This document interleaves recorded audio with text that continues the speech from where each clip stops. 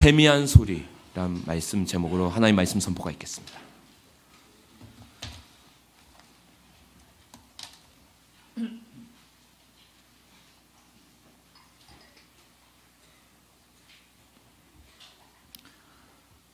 성도님들께서 이미 알고 계신 것처럼 2020년 저희 강서교회 표어는 그리스도만 남을 때까지입니다. 그리고 이 표어를 또 이루어 가기 위한 구체적인 목표로 말씀을 먹고 기도로 숨쉬며 성령의 인도를 받는 공동체, 가장 신앙의 기본적인 것에 집중하겠다는 것이죠. 이제 그렇게 하면서 점점 그리스도께서 우리를 다스려 가시고 이루어 가실 그분의 일을 기대하는 것이죠.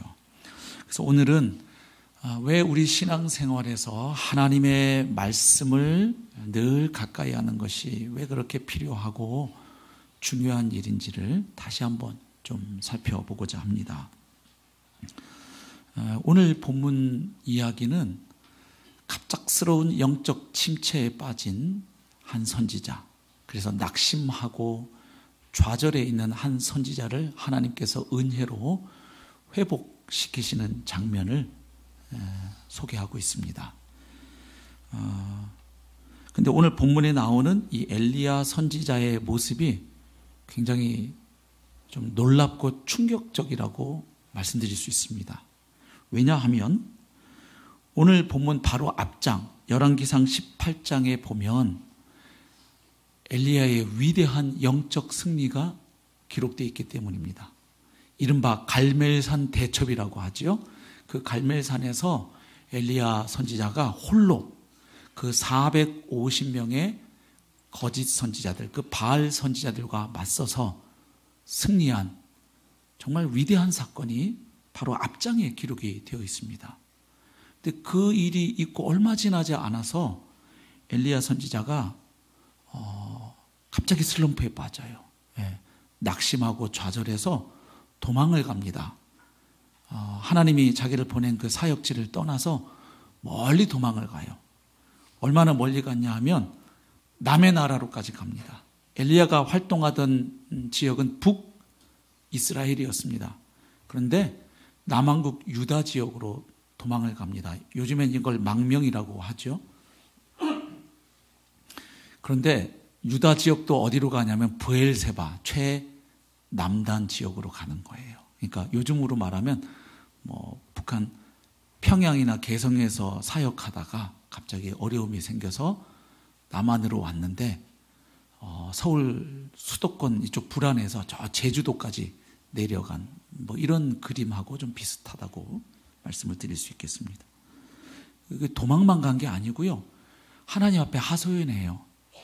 이제 됐으니까 저 이제 그만 데려가 주십시오. 말하자면 죽여달라는 하소연을 선지자가 하나님께 하고 있습니다. 도대체 그 18장에 나오는 그 위대한 갈멜산에서의 승리 다음에 무슨 일이 있었길래 갑자기 이 믿음의 사람인 선지자가, 그 위대한 선지자가 이렇게 낙심하고 좌절할 수 있었을까요? 그 단서를 우리가 19장 1절과 2절, 저희 본문 오늘 9절부터인데 그 앞에서 좀 확인할 수 있습니다. 한번 보실까요? 열왕기상 19장 1절, 아합이 엘리야가 행한 모든 일과 그가 어떻게 모든 선지자를, 여기 말하는 선지자는 바알 선지자, 아세라 선지자, 그 거짓 선지자들입니다. 칼로 죽였는지를 이세벨에게 말하니, 이세벨이 사신을 엘리야에게 보내어 이르되 내가 내일 이맘때에는 반드시 내 생명을 저 사람들 중 한 사람의 생명과 같게 하리라. 그렇게 하지 아니하면 신들이 내게 벌 위에 벌을 내림이 마땅하니라 한지라. 자, 어떤 일이 있었는지 볼 수 있죠. 갈멜산에서 위대한 영적 승리가 있고 난 후에 그 모든 일을 본 아합 왕이 그 이야기를 누구에게 합니까? 자기 아내인 이세벨에게 합니다. 이세벨은 이스라엘 여자가 아니죠. 지금 북이스라엘의 아합 왕의 왕비인데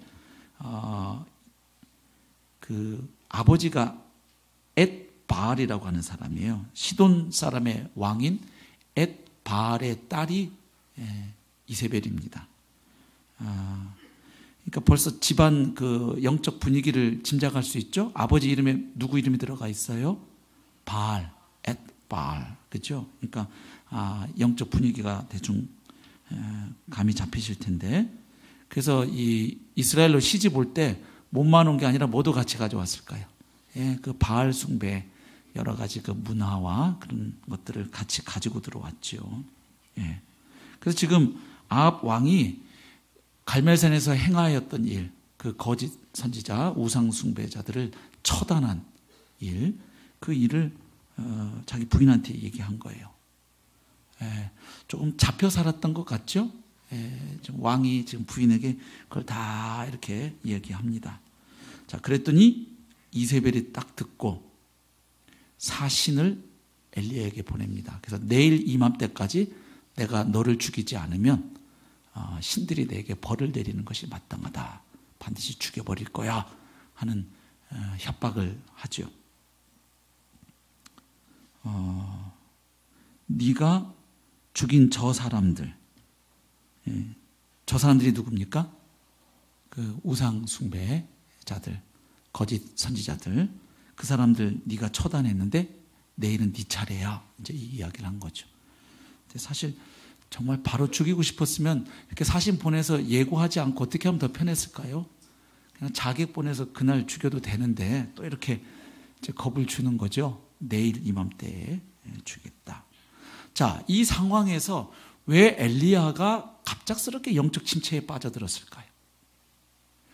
그동안 엘리야가 사역해 오면서 이런 죽을 뻔한 순간들, 위험한 순간들, 목숨이 위태로운 순간이 처음이었을까요?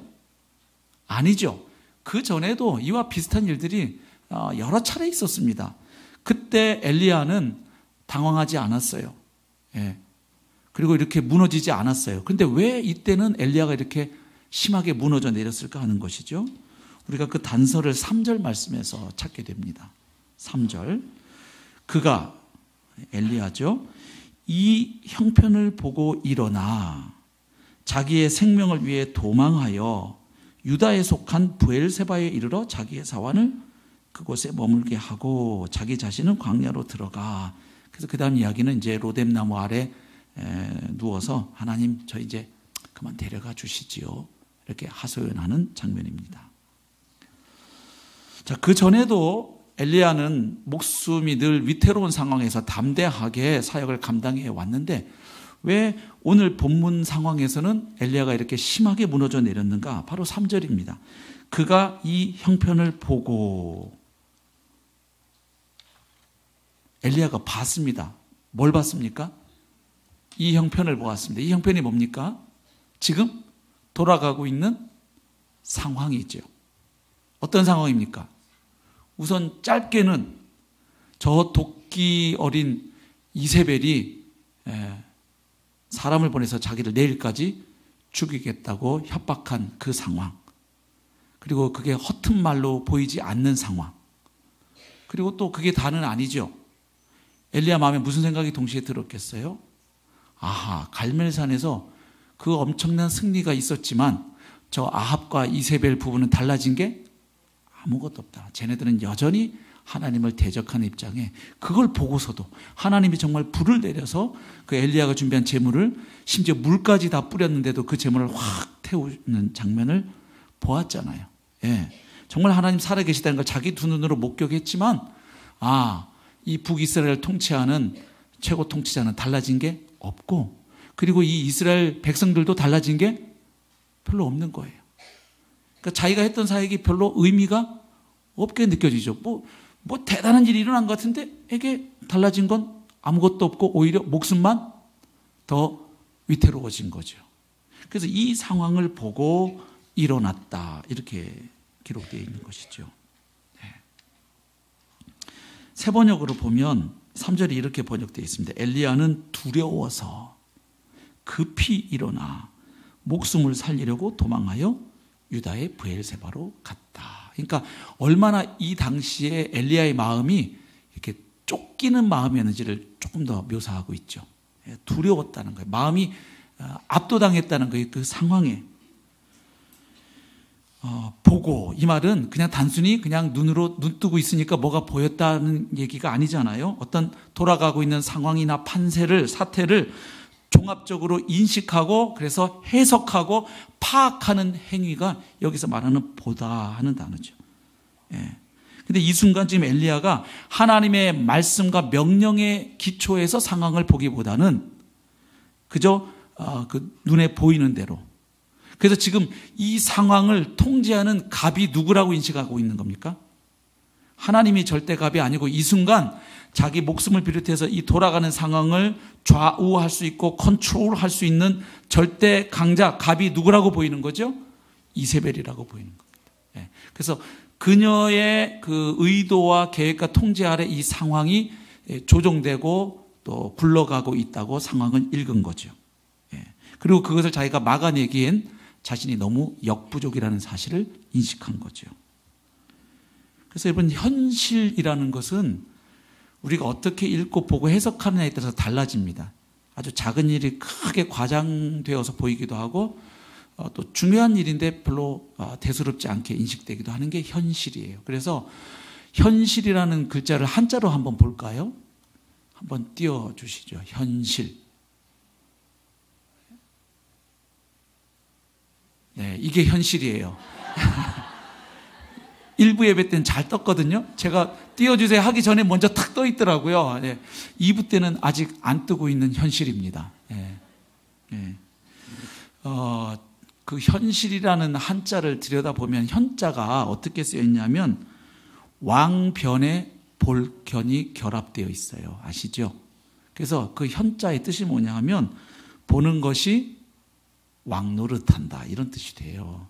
그러니까 내가 그 사태나 상황을 어떻게 보느냐, 그것이 우리를 끌고 간다 이 말이에요. 우리의 마음을 지배하고 압도하고. 그래서 내가 인식하는 것이 또 실제가 되기도 하고요.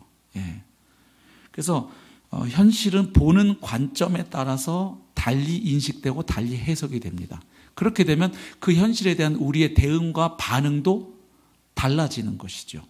그래서 지금 이 엘리야가 이 형편을 이렇게 보고 행동한 것이 상당히 이례적이라는 거예요. 무슨 이야기냐면 그 전에 우리가 하나님 말씀에서 보는 엘리야의 모습은 뭔가 새로운 지역으로 이동할 때마다 늘 누구의 지시를 따라서 하나님의 말씀과 지시를 따라서 그가 이동하고 어떤 행동을 선택해요. 많은 양을 볼 수 없으니까 본문에 인접한 부분을 한번 잠깐 확인해 보려 합니다. 우선 17장 1절부터 4절을 한번 보겠습니다. 17장 길르앗에 우거하는 자 중에 디셉 사람 엘리야가 아합에게 말하되, 자, 선지자가 지금 아합 왕을 찾아가서 말하는 겁니다. 근데 그 말하는 내용이 무엇인지를 한번 눈여겨보십시오. 내가 섬기는 이스라엘의 하나님 여호와께서 살아 계심을 두고 맹세하노니 내 말이 없으면 수년 동안 비도 이슬도 있지 아니하리라 하니라. 자, 선지자가 왕 앞에 가가지고 어떤 이야기 했나요? 덕담일까요? 이건 거의 저주성 멘트죠. 내가 말 안 하면 앞으로 수년 동안 이 나라에 비도 이슬도 없을 것이다. 옛날에 고대 시대의 농사는 전적으로 하늘에 의존하는 농법입니다. 그렇죠? 더군다나 이스라엘 나라 그 땅은 이른 비와 늦은 비가 제때 안 와주면 한 해 농사 그냥 끝나는 지역이에요. 그런 기후 특성을 가지고 있는 지역입니다. 그러니까 지금 선지자가 왕 앞에 가서 이 나라가 잘 될 줄로 믿습니다. 축복합니다. 제가 기도합니다. 왕이시여 통치를 잘하고 계십니다. 이러면 좋은데 지금 무슨 이야기를 한 거예요? 상당히 불편한 이야기를 했습니다. 그리고 나서 2절 보십시오. 여호와의 말씀이 엘리야에게 임하여 이르시되 너는 여기서 떠나 동쪽으로 가서 요단 앞 그릿 시냇가에 숨고. 그러니까 지금 왕에게 어려운 이야기를 한 다음에 엘리야가 이동하는데 그게 이렇게 움직이는 게 아니라는 거예요. 오늘 본문처럼 말은 멋있게 했어요, 엘리야가. 근데 이제 하고 나니까 쿵 하여 아이고 이거 뒷감당이 안 되겠네. 저 아합이 또 저 부인 이세벨하고 작당을 해서 나를 미워하면 죽이면 나는 이제 끝나는 인생인데 내가 아이고 잠깐 너무 성령 충만했네. 너무 필 받아서 내가 뭔 소리를 한 거야. 정신이 돌아와서 아이고 안 되겠다. 빨리 숨자. 이래가지고 걸음아 날 살려라 하고 도망간 게 아니에요. 하나님이 가서 말하라고 해서 말했어요. 그러고 났더니 하나님이 야, 좀 이 상황은 한 템포 쉬어가자. 일단 피해라. 어디로? 동쪽으로 가서 요단 앞에 가면 그리 시내가인데 그쪽으로 가라. 하나님이 장소까지 다 지정해 주셨어요. 그리고 4절 보십시오. 그 시냇물을 마시라. 내가 까마귀들에게 명령하여 거기서 너를 먹이게 하리라. 뭐까지? 피할 장소도 알려주시고 거기서 어떻게 생존할지 생계 대책까지 하나님 다 마련해 놓고 가라고 하시는 거예요. 거기 가면 상황이 그러니까 거기서 내가 좀 특별한 방법으로 너를 도와줄게. 까마귀들을 보내서 네가 먹을 수 있는 먹거리를 보내서 너 거기서 아사하지 않을 거야. 굶어 죽지 않고 거기서 내가 일정 기간 너를 보호해 줄 거다. 그쪽으로 가거라. 이렇게 해서 가는 겁니다. 5절 보면 그가 여호와의 말씀과 같이 하여 곧 가서 요단 앞 그리 시내가에 머물매 까마귀들이 아침에도 떡과 고기를 저녁에도 떡과 고기를 가져왔고 그가 시냇물을 마셨으나 땅에 비가 내리지 아니하므로 얼마 후에 그 시내가 마르니라. 그 시냇물 마시라고 해서 마셨는데 또 그 시내가 말라버려요. 그럼 어떻게 돼요? 또 생존에 문제가 생기죠. 그래서 여기 있다가는 내가 목말라 죽겠구나. 도망가자. 이렇게 해서 이동하는 게 아니죠. 8절 보십시오. 17장 8절. 여호와의 말씀이 엘리야에게 임하여 이르시되 너는 일어나 시돈에 속한 사르밧으로 가서 거기 머물라. 자, 이제 그리시네가에서 또 어디로? 사르밧이라고 하는 지역으로 이동하라고 명하시죠. 그리고 또 하나님이 대책을 준비해 놓으셨어요. 말씀해 주십니다. 내가 그곳 과부에게 명령하여 네게 음식을 주게 하였느니라. 참 하나님의 작전은 상당히 다양해요. 까마귀도 동원되고요. 과부도 동원되고 좀 막 이렇습니다. 그래서 10절 보면 이렇게 기록이 되어 있어요. 그가 일어나 사르밧으로 가서 성문에 이를 때에 한 과부가 그곳에서 나뭇가지를 줍는지라. 이에 불러 이르되 청하건대 그릇에 물을 조금 가져다가 내게 마시게 하라. 그가 가지러 갈 때 엘리야가 그를 불러 이르되 청하건대 네 손에 떡 한 조각을 내게로 가져오라. 엘리야가 지금 행동하는 거 이거 요즘 언어로 하면 갑질이라 그래요. 네. 아니 그 불쌍한 과부를 도와줘야지. 하나님의 사람이 과부 보고 물 갖고 와라 떡 갖고 와라. 이 뭐 하는 거죠? 자, 엘리야가 왜 이렇게 행동합니까? 엘리야가 아주 무례한 사람입니까? 상식과 교양이 없고 아주 그 비매너남입니까? 이미 들었죠.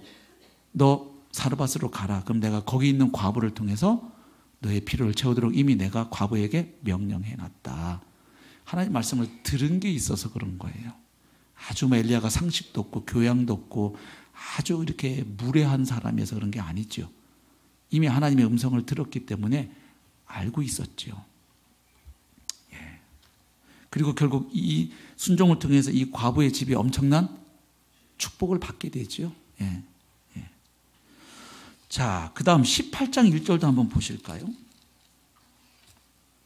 많은 날이 지나고 제3년에 여호와의 말씀이 엘리야에게 임하여 이르시되 너는 가서 아합에게 보이라. 내가 비를 지면에 내리리라. 또 하나님 말씀하시는 거예요. 너 이제 아합 왕한테 다시 가라. 가서 이제 다시 비 온다고 얘기해라. 이거 굉장히 부담스러운 명령 아닐까요? 아니 전에 가가지고 좀 아합 왕 입장에서 보면 아주 재수없는 소리를 하고 나왔던 터입니다. 그리고 피신했잖아요. 근데 다시 나타나면 아합 왕이 오 선지자님 오셨습니까? 오늘은 어떤 하나님의 말씀을 가지고 이렇게 환영해 줄까요? 이런 너 잘 만났다 이렇게 하든지 아니 또 무슨 재수없는 소리를 또 하려고 또 왔냐고 하든지 저놈 당장 끌어내라 뭐 하옥시켜라 뭐 어떤 일이 기다리는 줄 어떻게 알아요? 근데 또 가서 하라고 하죠. 자, 이렇게 볼 때 엘리야가 그동안 사역하면서 계속 어떤 새로운 곳으로 이동해 가거나 새로운 일을 할 때는 항상 뭐가 있습니까? 하나님의 말씀이 있습니다. 그래서 용감하게 죽음을 각오하고 나아가기도 하고요. 또 다른 사람이 볼 때 왜 선지자가 저렇게 피하지 비겁하게? 그러나 하나님이 피하라고 하시면 피하고요. 그렇게 하고 있어요. 나 여기서 멋있게 할 거야 뭐 이러지를 않아요. 피하라고 할 때는 피하고 또 부담스럽지만 나아가라고 하면 나아가고 그렇게 하고 있단 말이죠. 자, 그런데 그랬던 엘리야가 오늘 19장에 들어오면 이 이세벨의 독기설인 이 위협 앞에 그만 정신줄을 놓아요. 예. 그래서 이때는 하나님의 말씀을 받고 다시 또 이 상황에 잠시 좀 한 템포 돌아가야 되겠다 이렇게 간 게 아니라 그냥 그 두려움이 그의 마음을 엄습해서 이것저것 생각할 겨를 없이 그 두려움에 그 본능적으로 피해야 되겠다. 가급적 멀리 가야 되겠다. 그래서 이 아합과 이세벨의 그 통치권이 미치지 않는 곳으로, 즉 남유다로, 그리고 가급적 멀리 이렇게 해서 브엘세바까지 그가 가게 된 것이지요. 그리고 그렇게 가서는 로뎀나무 아래 앉아가지고 죽여달라고 하나님 앞에. 그래서 이걸 영화 대사로 하면 액센트가 어떻게 될까 제가 혼자 좀 상상을 해봤네요. 만약에 이 엘리야가 경상도 사나이면 죽여 주이소 뭐 이렇게 했을까? 아니면 죽여 막 이러고 했을까? 아니면 다 죽어가는 목소리로 됐어요 이제 죽여 뭐 하여튼 근데 그 내용인즉슨 선지자가 하나님께 자기를 죽여달라는 이야기입니다. 낙심한 거예요. 뭐 더 해봐야 뭘 보겠냐. 이런 엄청난 기적 뒤에도 이런 일이 벌어지니까 이제 됐다. 저는 그냥 조상들에 비해서 그냥 그렇게 탁월하지 못합니다. 여기까지인가 봅니다. 하나님. 이제 저 좀 데려가 주십시오. 또 자기가 스스로는 못 죽는 거죠. 또 선지자니까. 그러니까 하나님 저 좀 데려가 주십시오. 이렇게 기도하는 거죠. 자, 이 낙심한 선지자를 하나님께서 어떻게 치유해 가시나요? 하나님이 우리 인생의 연약함을 잘 아시는 분이에요. 오늘 본문 보면 우선은 어떻게 합니까? 일단 누워서 디벼 자는 엘리야를 재우십니다. 많이 몸과 마음이 지쳐 있음을 아셨던 것 같죠? 그래서 5절 보면 로뎀나무 아래 누워 자더니 일단은 자게 해요. 그리고 이제 자고 있는 엘리야에게 하나님이 누구를 보내시나요? 천사를 보내요. 그래서 5절 보면 천사가 그를 어루만지며 5글자를 3글자로 줄이면 마사지. 쓰담쓰담 해주고 주물러주고 어루만져주는 거예요. 그래 너 참 고생 많이 했다. 힘들지? 이렇게 해주는 거예요. 이놈! 그러고도 네가 선지자냐? 너는 벼락을 맞아 죽을지어다. 야! 이렇게 하지 않으시죠. 하나님이 천사를 보내서 어루만지셔요. 그리고요 어떻게 하시나요? 마이 무라 먹어야 된다 해서 그에게 이르시되 일어나서 먹으라 하는지라. 먹이세요. 본즉 머리맡에 숯불에 구운 떡과 한 병 물이 있더라. 근데 엘리야가 많이 지치긴 했던 것 같습니다. 이에 먹고 마시고 다시 누웠더니 먹고 마시고 또 디벼 자려고 또 눕습니다. 그랬더니 7절 보니까 여호와의 천사가 또 다시 와서 어루만지며 이르되 일어나 먹으라. 하나님 왜 이렇게 자꾸 먹일까요? 엘리야를 사육하시는 건가요? 엘리야 이게 먹고 자고 하면 몸무게 굉장히 불어날 텐데 지금 운동도 안 하고 있는 엘리야 자꾸 먹여서 몸무게 찌우시려고 키우려고 그러시나요? 하나님의 뜻이 있죠. 천사가 이렇게 말해요. 일어나 먹으라. 네가 갈 길을 다 가지 못할까 하노라 하는지라. 그러니까 지금 엘리야를 또다시 이제 이동시키시려고 하는데 그 걸어갈 길이 상당히 멀어서 잘 먹지 않으면 이 에너지를 비축하지 않으면 어렵다고 판단하시는 거예요. 그래서 지금 먹이고 있는 거죠. 8절 이에 일어나 먹고 마시고 그 음식물의 힘을 의지하여, 그러니까 되게 힘들 때는 먹어야 돼요.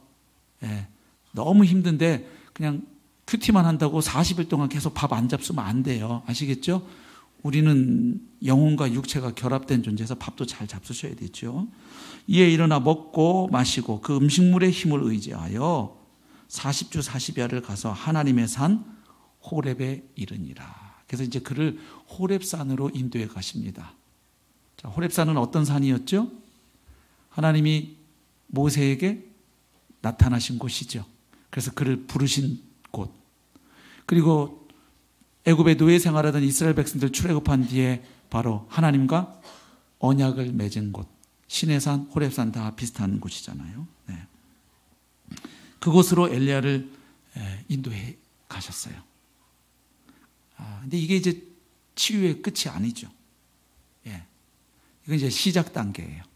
우선 너무 지쳐 있으니까 재웠고 먹이고 어루만져 주셨지만 그거는 이제 진짜 하나님의 치유를 위한 예비 단계죠. 예. 근데 엘리야가 여기 와갖고도 또 어떻게 합니까? 이게 처져 있어요. 확실히 사람이 9절 보면 엘리야가 그곳 굴에 들어가 거기서 머물더니 굴 속으로 들어가서 그 안에서 지냅니다. 사람이 다 이런 경향이 있는데 특히 좀 남자분들은 어렵고 복잡한 문제가 생기면 어디로 들어가던가요? 동굴로 들어가죠. 마음의 동굴로. 그렇죠? 그럼 사실 옆에서 보는 아내는 안타까워서 같이 그 고민의 시간, 고뇌의 시간을 같이 좀 옆에서 같이 보내고 의논도 하고 기도도 하고 싶은데 많은 경우에 남자분들은 혼자 이제 동굴 속으로 들어가시는 경우가 많죠. 그리고 이제 어느 날 동굴에서 나와서 여보 나 회사 때려치기로 했어. 뭐 치킨 가게 차리려고 해. 이렇게 이제 통보를 하죠. 그럼 아내는 급 당황하죠. 동굴에서 무슨 생각을 하고 나왔지? 이렇게. 예. 이제 엘리야가 또 동굴 안에 처박혀 있는 거예요. 자, 그런데 이제 드디어 하나님의 작업이 시작이 됩니다. 여호와의 말씀이 그에게 임하여 이르시되. 어떤 말씀입니까? 엘리야야, 네가 어찌하여 여기 있느냐? 너 이 좁은 동굴 안에 갇혀서 뭐하니? 이런 얘기죠. 다시 말하면 네가 있어야 할 곳은 여기가 아닌데 하는 말이죠. 에덴 동산에서 아담이 범죄했을 때도 하나님, 아담아 네가 어디 있느냐 물으셨어요. 그것은 하나님이 아담을 찾다가 안 보여서 숨바꼭질을 하시면서 어디 있니 찾으시는 게 아니죠. 하나님 아담이 어딘지 다 알고 계셨죠. 그러니까 아담아 네가 지금 있어야 할 곳에 있지 않다 하는 그 이야기를 하시는 거죠. 네가 어찌하여 여기 있느냐? 그 동굴 안에 갇혀서 그러고 청승 떨지 말고 이제 좀 나와라 이 소리죠. 자, 어쨌든 하나님이 물으시니까 10절에 보면 엘리야가 대답을 합니다. 그가 대답하되, 근데 이 대답에서도 엘리야의 왜곡된 현실 인식이 드러납니다. 아까 상황을 보고 형편을 보고 도망간 것 자체가 하나님의 말씀이 배제된 현실 인식이었죠. 그저 눈에 보이는 대로 판단하고 행동했단 말이에요. 여기 대답을 보면 또 그래요. 내가 만군의 하나님 여호와께 열심히 유별하오니. 저 잘났습니다 얘기고요. 예, 제가 좀 하나님께 열심히 특별합니다. 다른 애들은 안 그런데 저는 저 사람들과 달리 하나님께 열심히 있습니다. 이는 이스라엘 자손이 주의 언약을 버리고 주의 제단을 헐며 칼로 주의 선지자들을 죽였음이오며 오직 나만 남았거늘. 자, 팩트 체크 들어가야죠. 사실인가요? 뒤에 하나님 말씀 보면 바알에게 무릎 꿇지 않은 몇 명을 하나님은 준비하고 계십니까? 7,000명. 700명도 아니고요. 70명도 아니에요. 7,000명을 준비하고 있거든요. 하나님은. 근데 엘리야의 그 좁은 시야에는 자기 혼자 남은 것 같아요. 그래서 이제 이세벨에 의해서 자기가 죽임당하면 이 나라는 끝일 것만 같아요.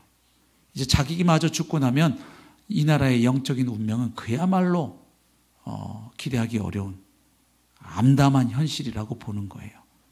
이게 이제 나만 남았다는 강박증이죠, 일종의. 예.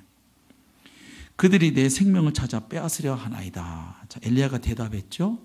그러고 나서 다시 하나님의 리액션을 보십시오. 이제 이 엘리야의 대답이 있고 나서 하나님의 반응을 보시면 11절 여호와께서 이르시되 너는 나가서 여호와 앞에서 산에 서라. 야, 너 동굴 안에 계속 그렇게 짱박혀 있지 말고 나와. 그리고 내 앞에 서.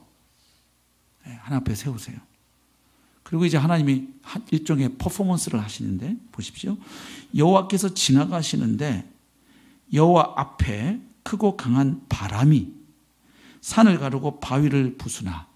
엄청난 바람, 강력한 바람, 바위를 부술 만큼 강력한 바람이 지나갑니다. 그런데 특이하게 그 바람 가운데 여호와께서 계시지 아니하며, 그 다음 바람 후에 이 땅이 흔들리는 지진이 있으나 지진 가운데에도 여호와께서 계시지 아니하며, 12절 또 지진 후에 불이 있으나 불 가운데에도 여호와께서 계시지 아니하더니. 자, 질문 드려볼게요. 여기 바람, 지진, 불 가운데 여호와께서 계시지 않았다는 의미가 뭘까요? 바람, 지진, 불은 그냥 여호와 하나님의 임재와 현현과는 상관없는 그저 한낱 자연 현상에 불과하다는 그런 뜻일까요? 그렇지 않지요. 왜요? 구약 성경에서 보면 종종 하나님께서 강림하실 때, 현현하실 때 동반되는 현상이 바람과 지진과 불이었기 때문이지요. 가령 출애굽기 19장에 보시면 시내산에 하나님이 강림하실 때 그때 어떤 현상이 동반되었냐면 불과 지진 현상이 동반되었습니다. 또 나훔서 1장 3절부터 6절 보면 하나님의 초자연적인 심판과 관련해서 동반되는 그 모습을 바람과 지진과 불로 이렇게 묘사하고 있어요. 그러니까 여기 지금 바람과 지진과 불 가운데 하나님이 계시지 않았다는 건 이것들은 하나님과 아무 상관없는 그냥 자연현상일 뿐이다, 이 말이 아닌 것이죠. 그럼 뭐냐? 많은 경우 바람, 지진, 불은 하나님이 함께 하실 때 나타나는 현상이었는데 그 가운데 계시지 않았다는 건 이걸 말하는 거예요. 결국 지금 엘리야가 이 상황에서 기대하는 하나님의 역사가 바로 바람과 지진과 불 같은 강력하고 초자연적인 현상인 거예요. 왜? 자기가 갈멜산에서 영적 싸움에서 승리하고 그 수백 명의 거짓 선지자들 처단해도 달라진 것은 없는 거예요. 여전히 변화되지 않고 이세벨은 여전히 독을 품고 자기를 죽이겠다고 난리를 치는 거죠. 그래서 하나님 이 정도 갖고 안 됩니다. 아예 그냥 강력한 바람, 지진, 불, 그래서 아주 스펙터클하게 진짜 하나님 좀 한번 행하셔서 이거 좀 엎어주시죠. 한 큐에 이거 좀 확 어떻게 좀 해주셔야 되는 거 아닙니까? 이게 지금 엘리야의 기대란 말이에요. 그렇게 안 하실 거면 자기를 뭐 해라? 데려가 달라는 거잖아요. 근데 지금 엘리야가 기대하는 그런 바람과 지진과 불 가운데 하나님이 계시지 않는 거예요.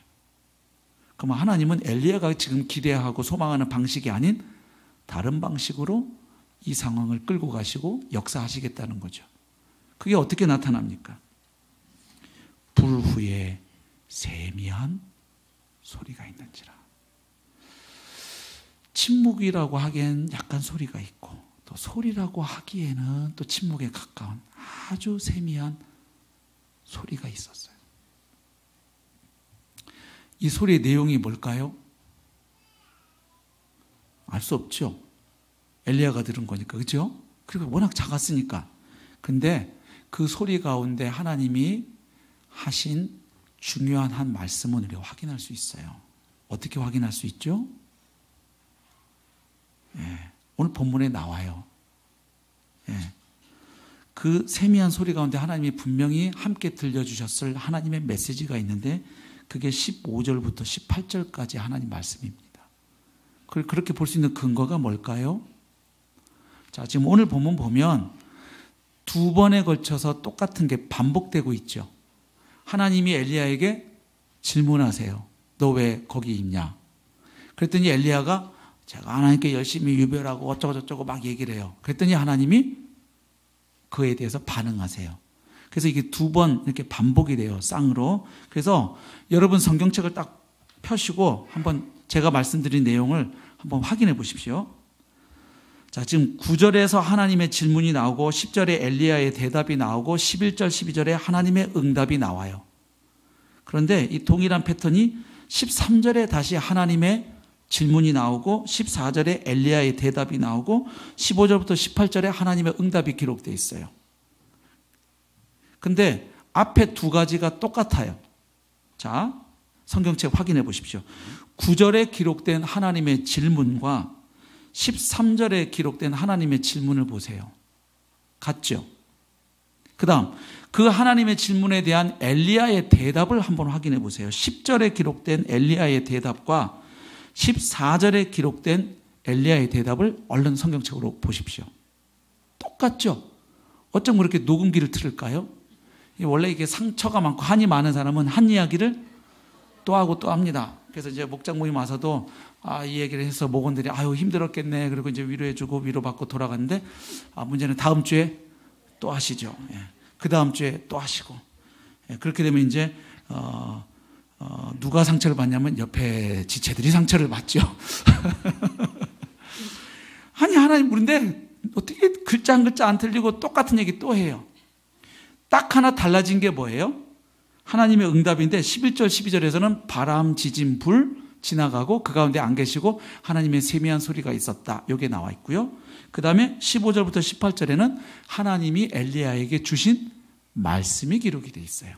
그러니까 하나님이 그 세미한 소리 가운데 엘리야가 알기 원하셨던 것, 깨닫기 원하셨던 하나님의 말씀이 15절부터 18절이죠. 한번 볼까요?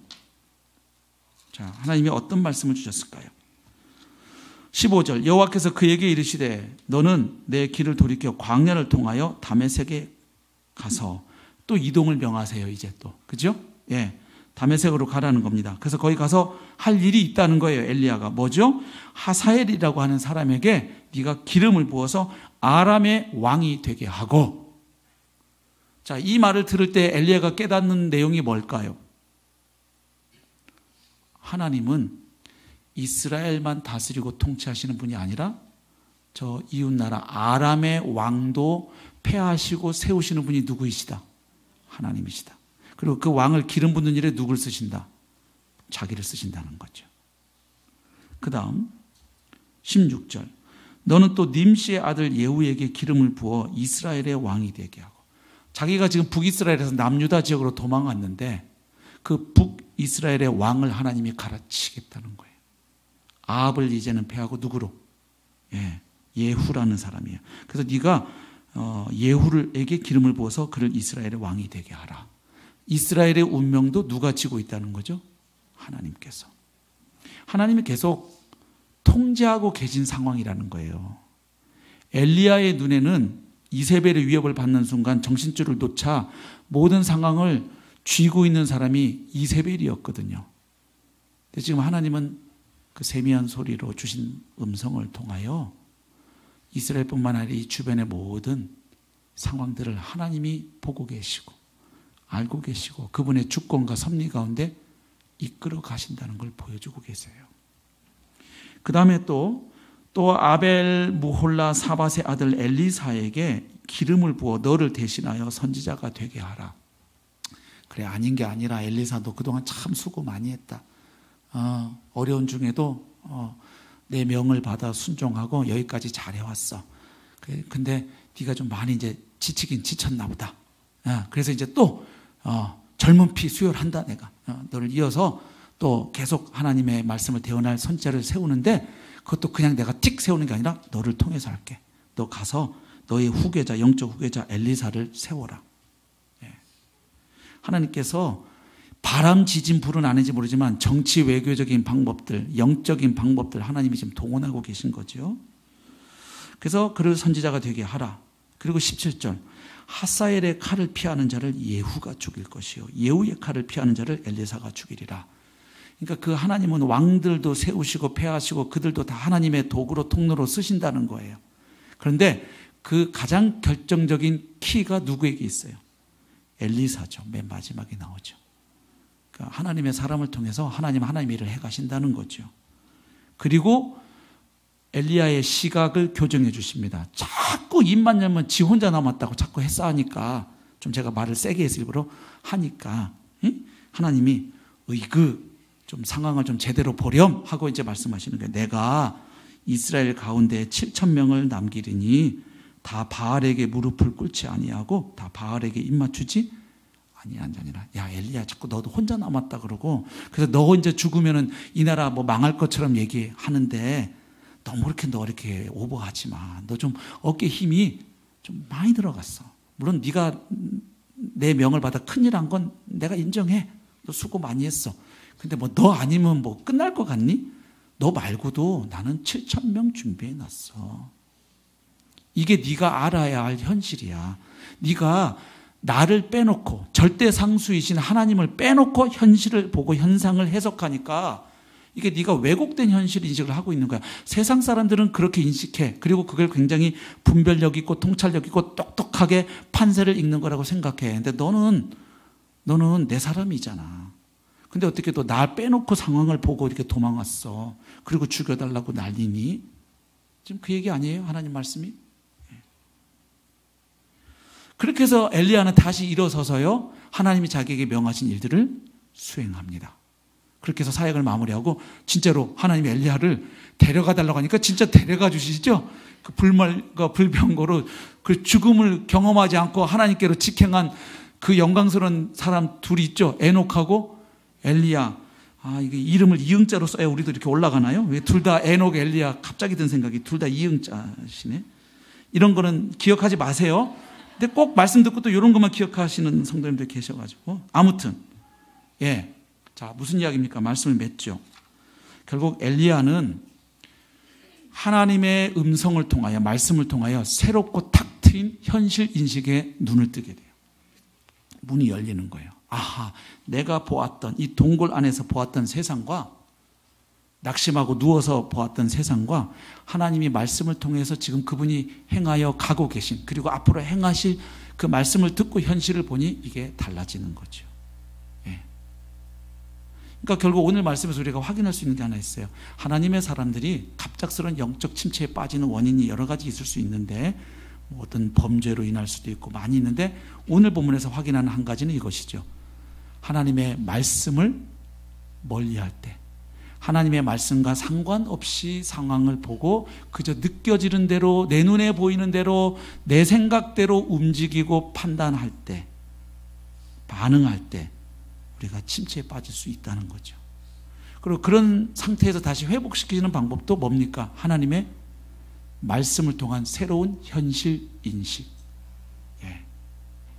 그래서 말씀에 기초해서 다시 나를 보고 내 사명을 깨닫고 내 주위를 다시 보게 될 때, 현실을 굉장히 나를 힘들게 하고 답답하게 하고 정말 억누르는 현실도 있지만, 그 와중에도 하나님은 하나님의 일을 그분의 주권과 지혜와 섭리 가운데 여전히 행하여 가고 계시다는 사실. 그리고 내가 아니면 하나님의 일이 안 되는 게 아니라는 거. 하나님은 나 아닌 다른 존재를 통해서도 얼마든지 그분의 일을 하실 수 있기 때문에, 만약 내가 하나님의 어떤 일에 쓰임 받았다면 그건 그분의 은혜고 복이라는 거예요. 내가 잘난 게 아니라는 거예요. 그래서 결국 엘리야가 이 침체의 늪에서 빠져나오죠. 그래서 성도 여러분, 우리 2020년 한 해 정말 인생 최고의 해가 되기를 원해요. 근데 이 한 해 동안 우리 앞에 가정적으로, 목장, 교회적으로, 국가적으로, 전 세계적으로 어떤 일들이 펼쳐질지 우리는 다 알 수 없어요.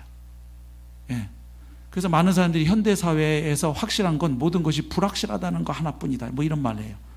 불확실성의 시대. 이 용어 나온 지 꽤 오래됐죠. 어떻게 다 우리가 예측하고 또 예측한 대로 펼쳐지겠어요, 우리 삶이.